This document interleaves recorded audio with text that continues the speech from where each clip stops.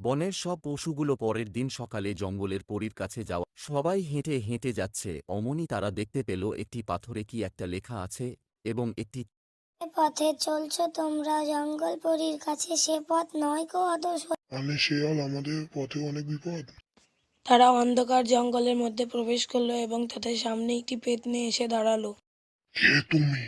আমাদের রাস্তা কেন আটকেছো? আমাদের রাস্তা ছেড়ে সরে যাও।